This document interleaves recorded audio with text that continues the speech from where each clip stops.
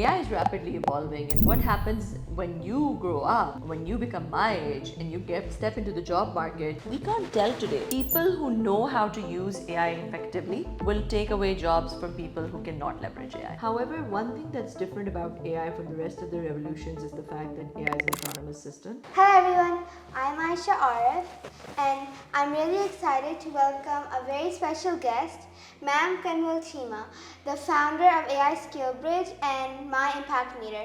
Thank you for joining us today. Thank you so much, Aisha, for having me. People hear AI in apps, in phones, even in classrooms. How can you explain AI to someone my age? So AI is artificial intelligence. You know what intelligence is, right? So intelligence is when you gather a lot of information और उस knowledge or information के साथ you can analyze it, you can draw inferences from it, you can use that information for decision making. What AI is, this was a capability unique to humans, right? When we would Google something, Google would just give us a lot of information, but it would just give us information, articles about whatever we Googled, right? But now with AI, it just doesn't give us knowledge. It actually does the second part for us that we used to do ourselves, which was draw inferences, analyze that information, use that information for decision making. AI does that for us now. So in a way, we have democratized or commoditized intelligence itself. And it's kind of like an equalizer for human beings as well, because in the past, whoever was more intelligent would maybe earn more or produce better content, etc. But now, even those who are not that intelligent can use AI and produce the same kind of output. Yes, great. Thank you. So, you often mention how Pakistan has one of the largest youth populations. So, why is that such a big factor in the AI topic? So Pakistan is the sixth youngest population in the world, which is really an advantage for Pakistan because a lot of the developed economies have aging populations. And youth is an early adopter of all new tech, all new innovation, because youth minds are like early evangelists. You know, they're evangelists who have very less kind of qualms or they're not set in their ways, so they adopt new things very quickly. They're very adaptable. And because AI is this next revolution in humanity, next evolution of humanity, a country that has a young population definitely has that advantage that their population is going to be more receptive to adoption and understanding of the new kind of innovation that's coming. People think AI is too advanced for kids. Do you think people my age should start learning AI now or should they wait till they grow up? I think AI should be accessible to everyone and everyone should learn it. I'll give you an example from my own company, right? So so I've got in my company, we've got marketing people, we've got HR people, we've got people in operations and tech, coders, developers. Whatever a lot of them used to do in like 5 days or 10 days, now they can do in a couple of hours using AI. So AI is this tool that really enhances productivity. So kids your age should be able to leverage AI as well. Obviously, don't do your homework through ChatGPT. Use your own brain when you're doing your homework. But definitely, you should know how to use AI and you should know prompt engineering. You should know how you can get the best results out of AI. And you should be able to, do a lot of stuff that kids your age couldn't do in the past by using AI. Great. So, for students who want to start learning AI but don't know where to start, so what would you suggest for them? So now the good thing is that we have accessibility. In the past, we used to have accessibility through, good universities, good schools. You would get exclusive education from those institutes, but you needed to be able to afford them. You needed to be able to get into them. Then you had a lot of knowledge was put on YouTube and Google and like these platforms from where you had lots of, those whole MIT courses are now available on YouTube. And so you could go to YouTube and get a lot of knowledge from there about any topic. But now we're seeing this amazing new wave where now you can, with the right kind of prompt in ChatGPT, you can ask ChatGPT to curate the knowledge and give you things that you want to know exactly how you would like to know and tell your age, the kind of learning style that you prefer and ask it to really tailor-make and customize that learning for you specifically. And so we're in this new era of learning where you have a tailored tutor who can, in like a couple of seconds, tailor make a course just for you in the way you learn, in the way you like to learn, in your learning, customize it for you. So we're in this completely new era of learning now. And so that's how, I mean, whatever you want to learn, you can interact with ChatGPT and ask it to customize that learning for you. So many parents want to start teaching their kids AI. So do you have any advice for what they should start doing and what they should do? I think parents should help their children understand AI, give them access to some tools that are specifically designed for AI. Maybe, if kids are too small and the parents are not comfortable giving them access to full ChatGPT, then there are lots of tools that are available for kids. So Khan Migo, for example, is a tool that Khan Academy launched, which is an AI tool that helps children be their like a kind of personal tutor at home for them. So lots of tools like that kids can get access to jump on this AI bandwagon. You often talk about how Pakistan should use AI for good. So how do you think AI can help solve Pakistan's real life problem? That's a good question. So we were just today in AI Skill Bridge, we had the Secretary of IT visit us. We had many other people from the industry in Pakistan visit us as well. And I was very, very happy to learn that Pakistan is working on a lot of different initiatives when it comes to AI to solve problems in the government sector, to solve problems in the private sector. And I think that Pakistan should leverage. So Pakistan also should be working on its own national large language model, national sovereign large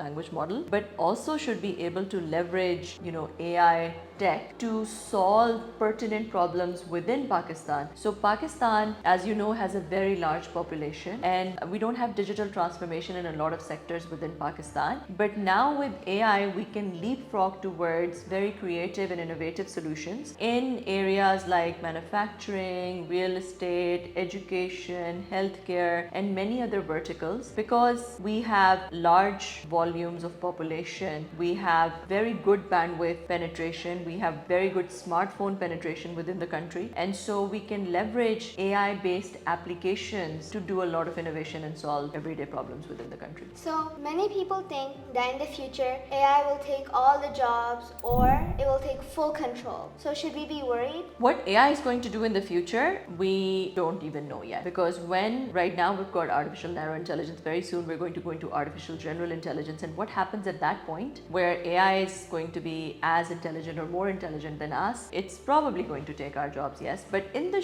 near future, that's probably a little bit way out. But in the near future, people who know how to use AI effectively will take away jobs from people who cannot leverage AI. So it's very important, whether you're in whatever industry you're in, that you should be able to leverage AI and increase your productivity through use of AI. So those people, and somebody asked NVIDIA CEO the same question that you're asking me today. And he said, well, AI in the short run might not take away your job, but it will definitely do 10%, 20%, 30%, 40%, depending on what your job is, much better than you. But you will need to leverage it to do that. You will need to use it within your job to increase your productivity. So my advice to young people right now would be to maybe not worry about that, what's going to happen in the future, but learn to leverage AI to increase their productivity regardless of whatever industry they're in. So we should learn how to use AI to work with us so that it can be our companion instead of our competition. Exactly. It can be your companion. It can help you be extremely productive and be really good at your job. So which kind of jobs do you think my generation will have in the AI age? That's a very good question. And somebody asked that question to Elon Musk recently, and he was like thinking about it, and then he couldn't answer. Why? Because AI is rapidly evolving, and what happens when you grow up, when you become my age and you step into the job market, we can't tell today what is going to happen at that time. But I think it's best to go back to fundamentals. People who know coding right now, or people who are going into computer science, lots of those things, even AI is taking over those things. lots of that creative thinking that people used to think that is a very human thing to do, AI is taking over those things as well. So I think one of the things that is going to be an advantage for us is the fact that we have empathy, we have those human values, we have that human touch, we have sentience, we have self-awareness, we have the ability to love, we have and the ability to think out of the box. So AI is going to be able to use the knowledge that it has to produce results, whereas human beings have this unique ability to be able to synthesize completely new and novel things and not really rely on previous knowledge, but completely out of the box, to say what we say. So I think that's going to be something that is going to be useful. And then the other thing that these great thinkers are now saying is that we need to go back to basics, like learn about statistics, learn about physics, learn about math, and those things are probably going to be more useful in the future than just learning about coding. So it kind of depends on what the generation does more than their age. It kind of depends on the fact that we don't know what's going to happen then because AI is rapidly evolving. But I think we probably need to connect back to that humanity and learn the basics and have that really strong foundation, your generation especially. So you're such an inspiration for women in technology and in AI. So what advice would you give to women who know AI and coding very well, but are too shy to point that out? So I think the first and foremost thing that women need to do is just be very, very confident. Very confident. Because, so I hire a lot of men and I hire a lot of women. And I know it's a bit of a hasty generalization, a bit of a cliche, but I will tell you that when I'm hiring men, they will come and they will exaggerate their skills. They will say they've done this, that, and they will negotiate and they will think highly of themselves. And women always are second guessing themselves.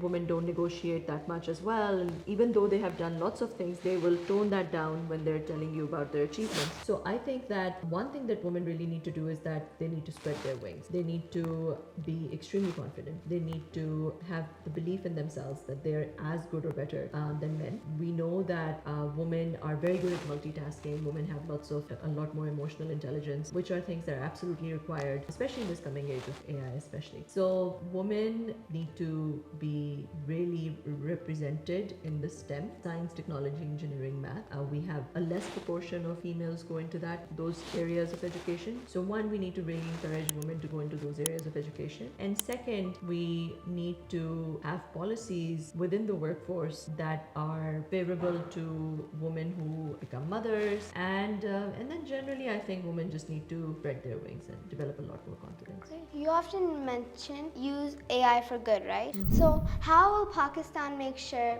that the citizens and everybody uses AI responsibly and not for bad stuff? So with any technology tool or any advancement, it can be used for good.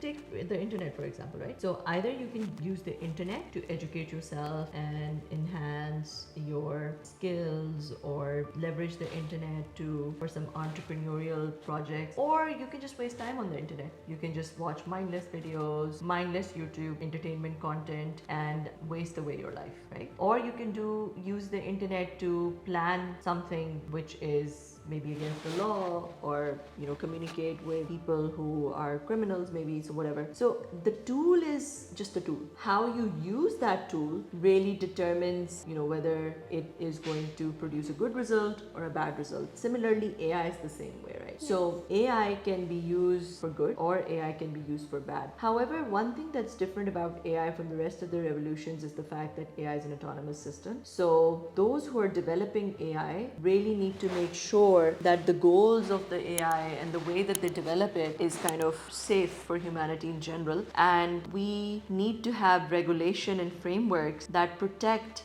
humanity in general from AI that can potentially be harmful. Thank you so much for this inspiring knowledge and for being here with me today. Thank you everybody for listening. See you next time. Bye.